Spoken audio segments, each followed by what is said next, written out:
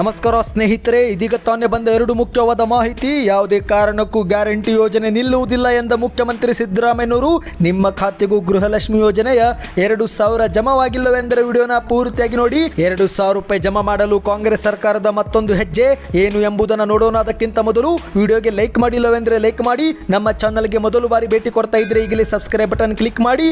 ಈ ಒಂದು ವಿಡಿಯೋನ ನಿಮ್ಮ ಗೆಳೆಯರಿಗೂ ಕೂಡ ಶೇರ್ ಮಾಡಿ. ವಿಡಿಯೋನ ಪೂರ್ತಿ ನೋಡಿ.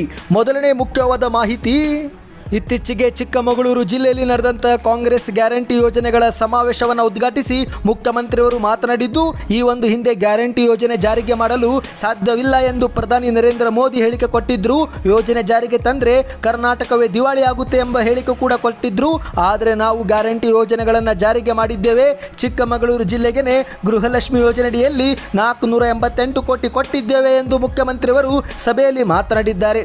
ಬಿಜೆಪಿಯವರೇ ಯಾಕ್ರಿ ಜನರಿಗೆ ಸುಳ್ಳು ಹೇಳ್ತೀರಾ ಎಂದು ಸಭೆಯಲ್ಲಿ ಮುಖ್ಯಮಂತ್ರಿಯವರು ಕಿಡಿಕಾರಿದ್ದಾರೆ. ಇನ್ನು ಇದೇ ವೇಳೆ ಲೋಕಸಭೆ ಚುನಾವಣೆ ಬಳಿಕ ಗ್ಯಾರಂಟಿ ಯೋಜನೆಗಳು ನಿಲ್ಲಿಸುತ್ತಾರೆ ಎನ್ನುವ ಬಿಜೆಪಿ ಮತ್ತು ಜೆಡಿಎಸ್ನವರಿಗೆ ದಮ್ಮು ತಾಕತ್ತು ಇದ್ದರೆ ಒಂದೇ ವೇದಿಕೆಗೆ ಚರ್ಚೆಗೆ ಬರಲಿ ಎಂದು ಮುಖ್ಯಮಂತ್ರಿಯವರು ಹೇಳಿಕೆ ಕೊಟ್ಟಿದ್ದಾರೆ. ಯಾವುದೇ ಕಾರಣಕ್ಕೂ ಗ್ಯಾರಂಟಿ ಯೋಜನೆಗಳು ನಿಲ್ಲುವುದಿಲ್ಲ. ಈ ದೇಶದಲ್ಲಿ ಬಡತನ ಇರುವವರೆಗೂ ಗ್ಯಾರಂಟಿ ಯೋಜನೆಗಳು ಇರುತ್ತವೆ ಎಂದು ಮುಖ್ಯಮಂತ್ರಿಯವರು ಹೇಳಿಕೆ ಕೊಟ್ಟಿದ್ದಾರೆ. ನೀವು ಅಧಿಕಾರಕ್ಕೆ ಬಂದರೆ ಯೋಜನೆ ನಿಲ್ಲಿಸಬಹುದು, ಆದರೆ ನೀವು ಅಧಿಕಾರಕ್ಕೆ ಬರುವುದಿಲ್ಲ. ಇನ್ನು ನಿಲ್ಲಿಸುವುದಾದರೂ ಎಲ್ಲಿ ಎಂದು ಮುಖ್ಯಮಂತ್ರಿಯವರು ಸಭೆಯಲ್ಲಿ ವ್ಯಂಗ್ಯವಾಡಿದ್ದಾರೆ. ಇಂದು ಕರ್ನಾಟಕದಿಂದ ಕೇಂದ್ರಕ್ಕೆ 100 ರೂಪಾಯಿ ತೆರಿಗೆ ಕೊಟ್ಟರೆ ನಮಗೆ ವಾಪಸ್ ಕೊಡೋದು 12 ರೂಪಾಯಿ. ಈ ಬಾರಿ 4 ಲಕ್ಷ ಕೋಟಿ ಸಂಗ್ರಹಣೆ ಆಯಿತು, ಆದರೆ ನಮಗೆ ಈಗ ಬರೋದು 50,000 ಕೋಟಿ ಅಷ್ಟೇ.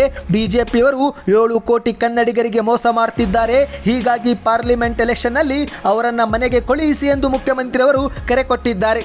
ಇನ್ನು ಈಗ ಎರಡನೇ ಮುಖ್ಯವಾದ ಮಾಹಿತಿಗೆ ಹೋಗೋಣ.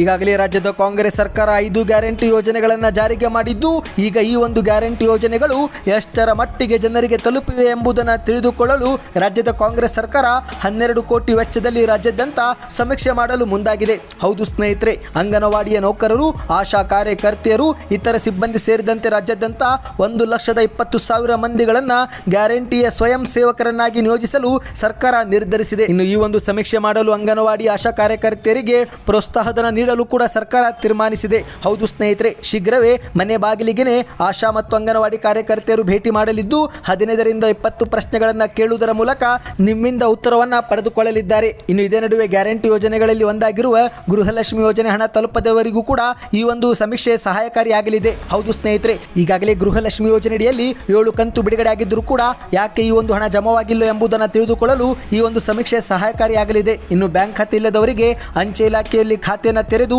ಈ ಒಂದು ಗೃಹಲಕ್ಷ್ಮಿ ಯೋಜನೆ ಹಣ ಜಮಾ ಮಾಡಲು ಸರ್ಕಾರ ಮುಂದಾಗಿದೆ. ಈ ಒಂದು ಮಾಹಿತಿ ಇಷ್ಟವಾಗಿದ್ದರೆ ವಿಡಿಯೋಗೆ ಲೈಕ್ ಮಾಡಿ. ಇದೇ ರೀತಿ ಹೆಚ್ಚಿನ ಮಾಹಿತಿ ಪಡೆಯಲು ಚಾನಲ್ಗೆ ಸಬ್ಸ್ಕ್ರೈಬ್ ಮಾಡಿ.